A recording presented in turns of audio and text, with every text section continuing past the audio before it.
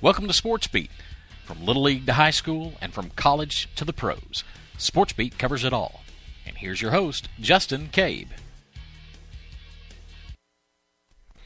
Good morning and welcome to SportsBeat this morning, where if you've tuned into the end of the morning show, you heard kind of what I was talking about, kind of previewed the show a little bit there, but our guest will be Pete Christy this morning.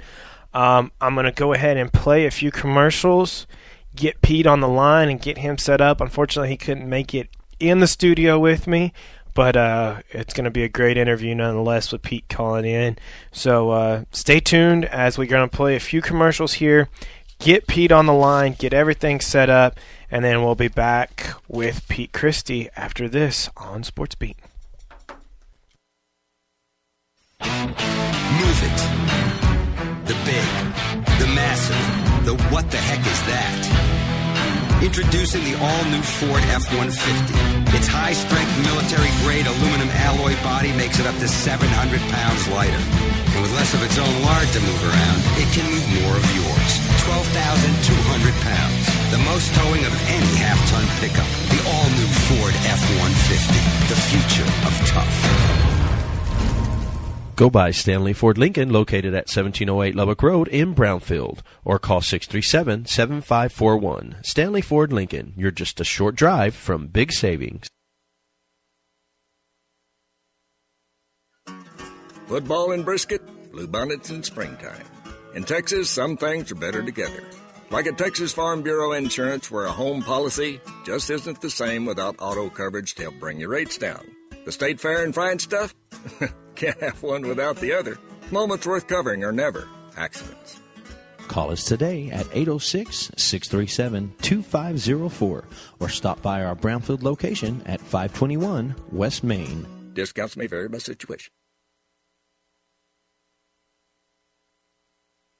Linegar Electric Cooperative is behind the Cubs all the way. We know the Cubs can be depended on just like Linegar with over 60 years of service. We are proud to call Terry County our home, someone who takes pride in offering the people they serve the very best. Linegar Electric Cooperative says, go get 'em Cubs.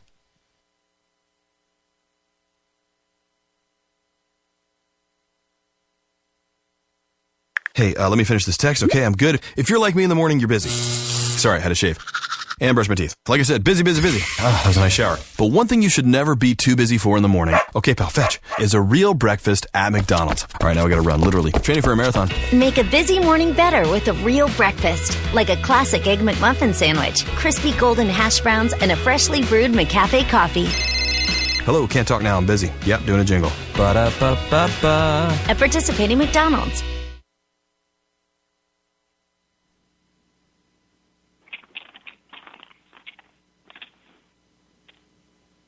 Hey, Pete, are you there? Yes, sir. All right. I'm here. Good morning, Pete. How are you this morning? I am fantastic. Well, that is good news to hear. Well, Pete, we appreciate you joining us this morning for the morning show. For the SportsBeat show, sorry, the morning show. Oh, I got a little confused there. Pete, I want to talk to you a little bit about the craziness that is this district that Brownfield, Seminole, Estacado, Levelland, Denver City, that we're all in. Man, at La Mesa, there's so many scenarios that could play out throughout the next two games, and no matter what, a good team is going to be left out of the playoffs. I think everybody knew that going in. When they put that district together and you had all these teams who had been in the playoffs and teams that went to state, you knew somebody was going to get the short stick and not make it. So, I know Denver City's had a rough year and hadn't won a conference game, but, man, they could, throw a wrench into the whole thing as well. But I would think the La Mesa Brownfield game tonight is pretty huge. Oh, yeah, that's going to be a big game tonight. And, as Brownfield fans, what you would love to see happen is you would love to see Brownfield win tonight and then Denver City to pull up an upset on Tuesday night. And that would put Brownfield in and La Mesa out on the outside looking in. Yeah, and wouldn't that be crazy? And then tonight, the other big game is the two hottest teams in the district, Seminoles at Estacado, and Seminoles won 6 in a row, and Estacado's won 4 in a row. So, interesting stuff. And then La Mesa's lost 3 in a row, so right. Brownfield might be getting them at the right time. But, you look at the losses, and Brownfield lost by 3 to to Seminole and 4 to Levelland. I mean, these games are so close, and one hoop here and one steal there could change anything at any time. I mean, these games are so highly contested. Right, and that's one thing we've all talked about. We've talked about how highly contested they are, and the fact that, it's more like a regional semifinal, a regional championship game nearly every time you step on the court. Yeah, they've been in playoffs since January. That's true. But then I'm worried that these teams are beating each other up so much. What are they going to have? I'm sure they can get out of bye district, but after that, I mean, and many times you saw last year, I think Levelland finished 3rd in their district, and they went to state. So I mean, it doesn't matter where you finish, just as long as you finish and get in the playoffs, you got a chance. Oh, yeah, if you're getting hot at the right time and you're playing good basketball at the right time, I mean, there's always a run you can make. I know in the past that's been one of the biggest worries with Brownfield. I know last year that didn't happen with us, and we ended up winning that state championship finally. But, sometimes you run through district and you get into the playoffs and, you're like, man, we had it kind of easy in district, and we're not. Sometimes you want to see a team lose a game or two and go through some adversity before they get to the playoffs. That way, when they're in the playoffs, they're ready for some of this tough competition. But yet, at the same time, when you're playing tough competition 2 nights a week, man, you just get worn down. You're right. I mean, all these teams are battle-tested, but, you see some of these other teams beating teams by 30 and 40 every night, and there's nobody in their district. And I think once they get in the playoffs and somebody takes it to them, how are they going to react? They don't know. But all these teams in this district, they know, because they've been up against the wall and have fought through battles. Not only once a week but twice a week. Right, and I think one of these teams has a good chance to make it to San Antonio if they can, get out of this district and get on through the playoffs. And regional tournament will definitely be tough, but I think one of these teams always has a good chance of making it to San Antonio out of this district.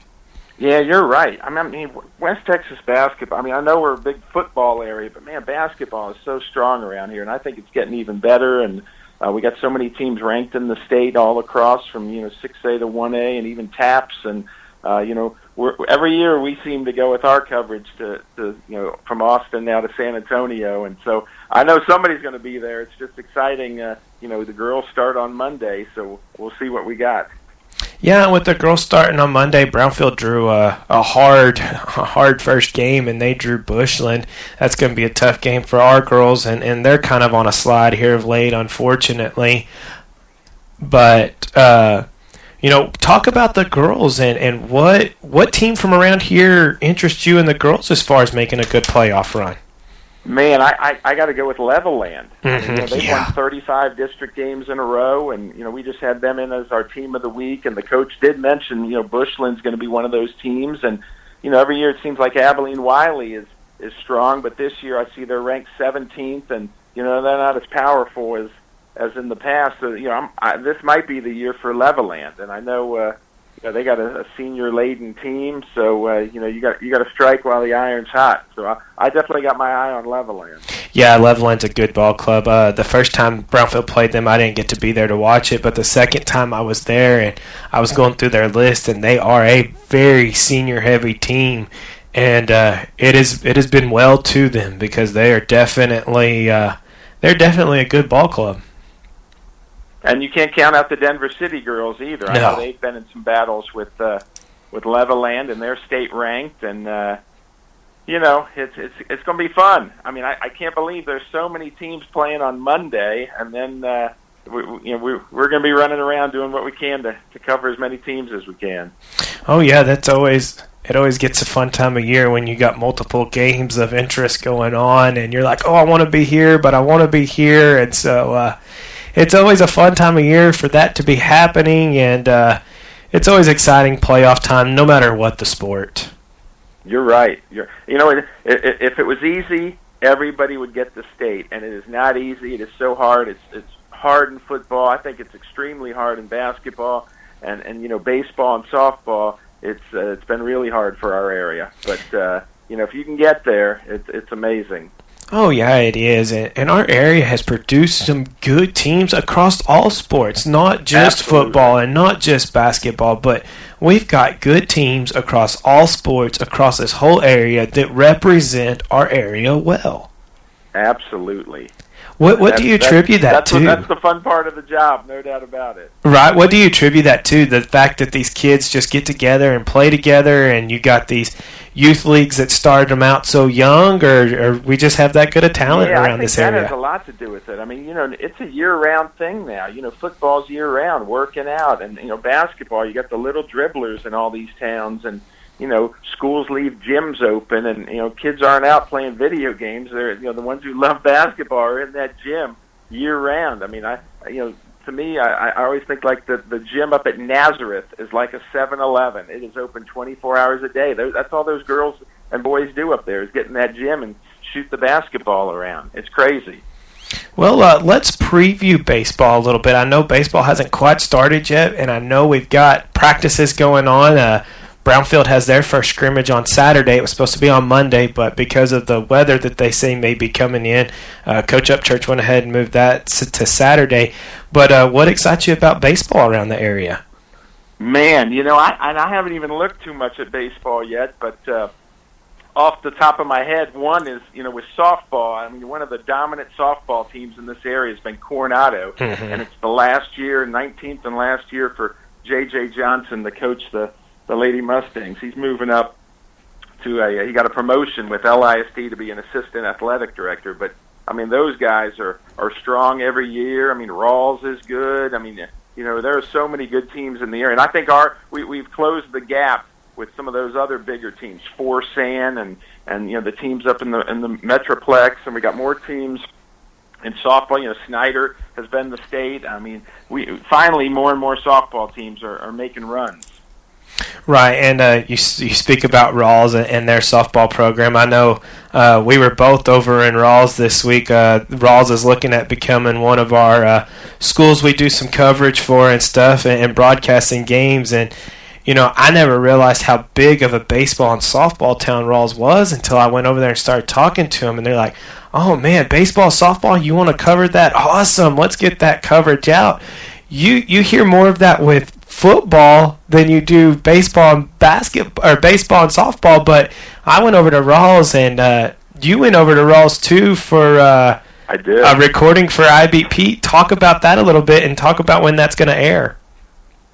Well, they got the world's largest jackrabbit now, 14 feet 6 inches, and it weighs 5,000 pounds. And they called me out there to do a challenge. I mean, that thing is so tall; the ears are 4 feet tall itself. But we took hula hoops and tried to throw them up and ring the rabbit, so to speak. And it wasn't like you were standing right there in front of it, so you got to throw it up high. We were far out, so you had to whip that hula hoop like a frisbee and then hope the wind was going to catch it and bring it down on the ear. So I didn't think many people were going to get ringers, but there were several ringers, and it was a fun challenge, and it runs Sunday night. I Beat Pete now is moving to Sunday night on Channel 11, and it's on Sports Extra, which starts at 10:30 on Sunday night, and then it's on all the social media platforms. But we love getting out there and doing those every week. Right, yeah, and I'll definitely share that once it gets out on social media. I'll share it to our page as well. I'm excited to see how it goes. Bruce told me he had never lost to you, and he plans to keep that streak alive. That's what he told me whenever I was there on Tuesday or on Wednesday. So yeah, they've done pretty well against me. I know the last time I was out there, we did Basketball, which is based off that movie from the guys who made South Park. It's baseball and basketball combined. I think that movie was like 20 years old, and we just did that one probably last year, and they beat us in that one, which was pretty interesting. Yeah, Bruce said that he told his ladies at the office, he's like, I have never lost to Pete, and I don't plan on doing it now. So he was definitely excited about you coming out there and doing that. But on the flip side, I know they're excited about Town Talk Radio. I mean, you guys, I know Brownfield is so lucky to have you guys, but the Meadows and the Wellman Unions, and I mean, you guys. I got the app. I listened to. I had the first. I only had the Tahoka app. Then I got the Town Talk app, so I could listen to any of them. It's been great.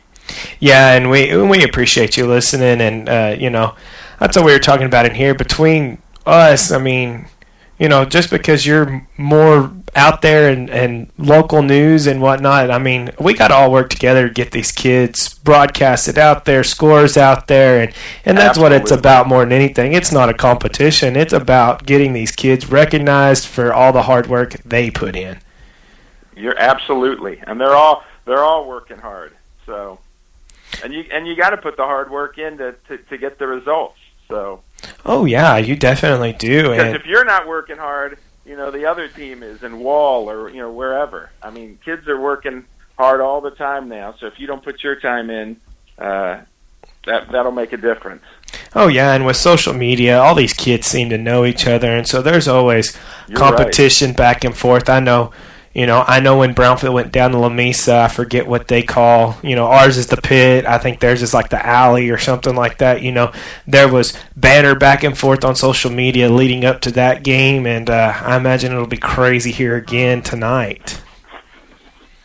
Yeah, I mean, this is it, man. We're down to the nitty gritty. The boys are just a week behind the girls, so the boys' playoffs start up in the following week. So man, it's all bang bang from here, and it'll be interesting to see how it all plays out. Well, I also want to briefly touch with you. We're going to switch gears a little bit, and we talk a lot of college on here as well. And I want to talk about the Tech basketball team, both Lady Raiders and the men, and what are they going to have to do to make it into the postseason this year? Well, the men, they've really stubbed their toe in their last few games. Mm-hmm. I mean, the Oklahoma State loss at home, even though Oklahoma State's playing well now, they had not won a conference game when they came to Lubbock, and they lost. And Tech lost to Oklahoma on the road, and they had not won a conference game at that point. But they've since beat Oklahoma here. But they just lost to TCU by a point. So the next three games are brutal. You got Kansas, you got Baylor, and you got West Virginia. At West Virginia, who's has been beating all the top teams. So, I mean, somehow they got to win all three. But I just don't see them making the NCAA tournament now. They got 16 wins. Somewhere they got to get at least 3 or 4 more. I don't see it happening. But man, they've been close in so many games, and that's it's disappointing they haven't been able to get over the hump. But Chris Beard is definitely the guy for the job, and I'm excited where the program's going, but, again, results aren't coming immediate, like people like. No, and then that in this day and age, everybody wants immediate results, and what can you do for me now? But I agree. I've watched Coach Beard, and I've watched some of the games, and unfortunately I haven't made it out to a game yet, but I like where the program's headed. I like the direction he's got that program headed, and he's doing a great job. And so is Candy on the other end. I mean, Coach Whitaker, she's doing a great job, too, with them ladies, and it's the same thing, just got to win some more games. Yeah, and they're on a losing streak now, so, they got to turn it around, and, hopefully they can get some type of a postseason spot, but, the ladies have really hit a skid lately, and I hate seeing that, and I know Candy Whitaker's working so hard, and, just like Cliff is for the football team, mm-hmm. They got their backs against the wall now. I mean, those guys know their jobs are on the line. So there's a lot of hard work going into this to try to turn these things around.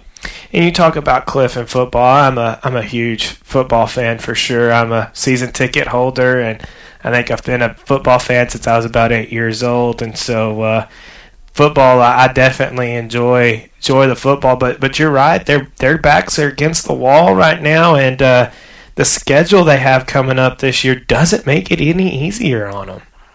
Yeah, it doesn't, and that's why I don't have a good feeling for them. Just because last year the schedule was set up for them mm-hmm. to get it done. The conference was open, and they just didn't get it done. And now you got Oklahoma and Texas on the road. And outside of that, the first 4 games are brutal. Yeah. Eastern Washington might be a subdivision team, but they're always a powerhouse.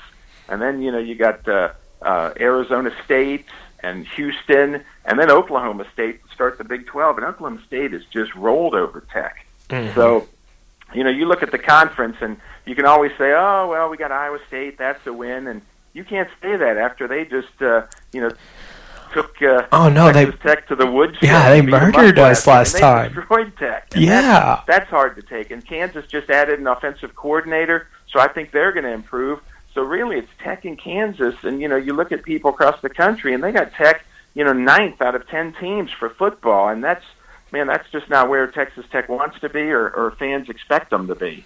No, not at all. And I'm a big homer. I always have been. And last year I predicted an 8-4 season, and I saw big things because the schedule set up that way.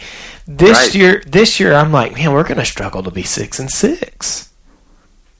Yeah, I agree. I mean, and you got to win that first game. I would think they beat Eastern Washington, but again, you got a new quarterback who's got experience, but they better not stub their toe, but they could start out 1-3, and from there, where are you going to go? I look at the schedule and find it hard to see a lot of wins. I mean, there are no gimmies. I mean, Kansas is always the one that you think is a gimme, but man, I mean, yeah, that and people complained, hey, get a better non-conference. Well, they did. Mm-hmm. Houston, Arizona State. I mean, that's going to be tough. Yeah, it's definitely going to be real tough, and you can't call Kansas a gimme anymore, I don't think, because the last few years Tech has struggled against Kansas, whether it be at home or on the road. They just seem to have struggled with Kansas here of late. Well, now they got the spring. They got 3 big events this year for football to get people excited. Mm-hmm. They announced yesterday about the spring game is in Frisco at the Star, the Dallas Cowboys practice facility. 12,000 seats. I think their tickets are $10 each, but they're also going to do a Saturday Night Lights event at the Jones, and then they're also doing, I think, for the 5th or 6th year out in Midland doing their scrimmage. So, 3 opportunities for fans to kind of get excited for Red Raider football before they play it for real in September.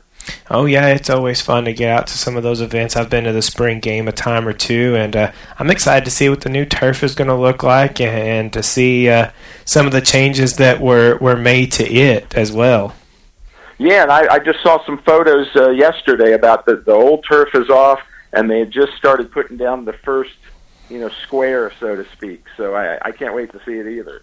They said that the Double T logo in the middle is going to be a lot larger and some things like that. So it'll be exciting to see the new look. They're doing a lot of remodeling to that stadium and a lot of remodeling to that area over there, and it has sure made it look nice. You're right, and they're adding that the indoor practice facility that the team desperately needs to not only battle the crazy weather here, but to keep up with all these other teams who can go indoors when it's lightning and stuff. I think they had to go out to Friendship once because they don't have an indoor facility. So that's crazy. So finally, Texas Tech will have that once that thing's up and built, and you can already see the framing, and they're getting it going. Right, and then great things are happening for baseball and softball over there. I know Coach Tadlock. He said the other day he's not happy with just making it to Omaha anymore. I mean, they want to do bigger things once they get there. Well, and they got the pitching staff this year, so I'm going over today to interview Coach for our Sunday night show. So, they get started a week from today. So it's baseball's here. It's always fun when it's that overlap from football to basketball, and now they overlap basketball to baseball and softball. Oh, yeah, that's always a fun overlap. And last year was the first time I'd actually made it out to the baseball complex since they had remodeled it and everything, and I was lucky enough to take in the final 3 games of the Super Regional. I had a buddy that was able to get us some tickets, nice. And I was there all 3 nights, got to take my 2-year-old son to his first baseball game, and we had a blast out there at that new facility. That's awesome. They've done great things out there, and Tech continues to improve their facilities and make them look just state-of-the-art and top-notch facilities, and believe it or not, that's what helps get these recruits and these kids coming to Lubbock. You're right, and I know that's why they change up these crazy uniforms and the helmets and stuff. It's not for us; it's for the kids. That it's all about looking good and playing good. So sometimes we don't understand, but they're doing what they can to get these top recruits in here. At least the best recruits they can. So we'll see.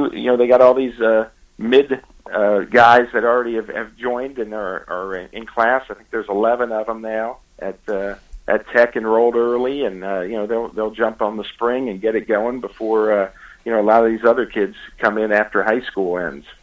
Right, and speak to that just a little bit. That seems to be a big thing here the last few years, is getting these guys in spring and go ahead and getting them on a nutritious program, a weight program, and getting them used to that college lifestyle before the actual rigors of day in, day out practice starts.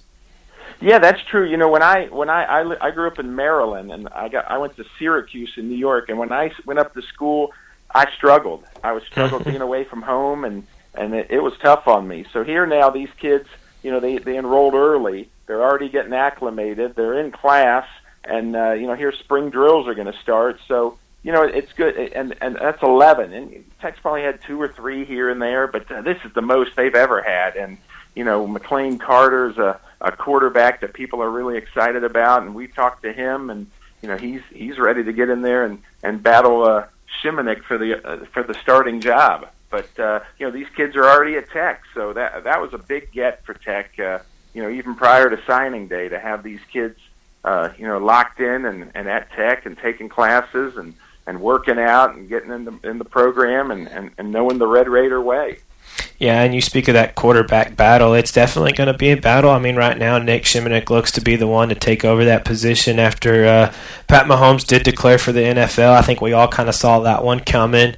But, do you think Chet Duffy's going to make it back into campus and back in the mix for that quarterback job, too? Well, according to Cliff, once his suspension ends, he will have a chance to battle for the starting job. So, I had heard rumblings that he might be looking to jump ship, but hearing that hopefully he gets things right and gets out there and competes with Carter and Shimonek for the starting job. It's always good to have competition at a spot. An eye on him too. Oh yeah. A lot of people have kept an eye on him, and I think a lot of people thought, well, Pat Mahomes is gone now. This looks to be Jet Duffy and Nick Shimonek's turn to kind of take over this program. And the same day that Pat declared for the NFL, it comes out that Jet had been suspended, and I think that put Red Raiders into a little bit of a shock. Yeah, and I mean, doesn't that always happen? I mean, it's the timing of things is always so bad. But they got to move on now. You can't sit and dwell on the past and worry about things. You got to move forward and keep going, and hopefully he can catch up and rejoin the team. Hopefully he can, and it's going to be good to have Dakota Allen back. I know he had some issues and left, but it's going to be good to have Dakota Allen back on campus. Yeah, he got a second chance. So Cliff and them are real high on him. He got himself right in Mississippi, and I think he can talk to some of the younger guys about his mistakes and how he got kicked off the team, and here he is back. So, I mean, his hard work has paid off now, and hopefully he'll really take advantage of this second opportunity. And it's going to hurt losing Braden Fajoko, but yet with having Dakota back, that's going to be a big improvement as well. Absolutely. Yeah, I mean, how much can the defense improve? They got to improve, but I feel like they were like at 1, and they got to get to 10. So I'm thinking they might get to 3 or 4 this year, but I just don't think that's enough to compete in the Big 12. And with the teams they're playing, I just think we're going to have more defensive troubles this year. And I know people have been grumbling about that for years. And man, I sure wanted for David Gibbs to get it going. But at least he's back, and they had that revolving door of defensive coordinators. So. Hats off to Gibbs for sticking around and wanting to be here and wanting to fix this program. And, hopefully we see some improvement this year. Yep, hopefully we see some improvement this year for the Red Raider football team. Hopefully the basketball team can get some wins here late, and the men can make at least maybe the NIT or something. Baseball, softball, good things happen in both those programs, and can get back into postseason play with them. And then just be looking forward here the next few days to girls' playoffs for high school and the closing out of district for the boys. Yeah, it's exciting times. It's a busy time for the sports world, but I wouldn't want it any other way. Well, Pete, we appreciate you joining us this morning on SportsBeat. We look forward to having you in the studio sometime and getting to do some stuff with you here, and want everybody to make sure and tune in to Sports Extra on Sunday and tune in to the I Beat Pete with the Rawls Jackrabbits. And if you missed that, we will definitely be sharing it across our social media, as I know everybody else will be as well. Man, I appreciate you guys. You guys do a great job, and I hope people of Brownfield and all the surrounding areas know how lucky they are to have you. There are so many teams who don't have radio coverage, who don't have a media outlet to get their voice heard and get their games out. So you guys do a fantastic job. Not just with Brownfield, you're adding more and more, and I love that. And I want to tip my hat to you guys there with what you guys are doing. Well, thank you, Pete. We definitely try, and if anybody out there listening is interested in having their school be broadcasted, give us a call up here at Town Talk Radio or Venture Marketing. We'll always be listening to be willing and ready to talk to you. So, Pete, again, we appreciate you coming on, and we'll let you go. I know you got another radio show you got to go do in about an hour. So, yes, sir. Appreciate all you do as well, and all the coverage that you give these kids. And good luck to you, and we'll be seeing you down the road. All right. Hey, appreciate you guys. You guys have a great weekend. All right, you too, Pete. All right, bye. All right, bye. All right, that was Pete Christy from News Channel 11 joining us this morning on SportsBeat. We want to thank all our sponsors because without them, this wouldn't be possible. We have Southwest Cotton Growers out in Wellman, Lenegar Electric, Dr. Colley, All-Star Peanuts, Texas Ag Plus, Maypay Farms, Meadow ISD, Wellman Union ISD, and Mr. Dan Jackson, who does my intros and outros for me, always does a great job over at the Meadow Farmers Co-op. But I want to thank everybody for tuning in to SportsBeat this morning. Tune into our games this evening as they get going, and as we get ready to close out district with these boys, and the play-in game that's going to be going on in Seminole between Seagraves and Plains girls is set to be a good one. So make sure and tune into your respective apps to hear all of that. But like to wish everybody a great weekend. Stay cool tomorrow, and on into Sunday and Monday, stay warm. So we'll be back next Friday with SportsBeat. So this has been Justin Cabe telling y'all have a great day, and God bless. Thanks for tuning in to SportsBeat. From interviews with local coaches and players to collegiate and professional news, tune into SportsBeat every Friday at 9:30 a.m. If there's a person of interest or a story that you want covered, send an email to sports@towntalkradio.com.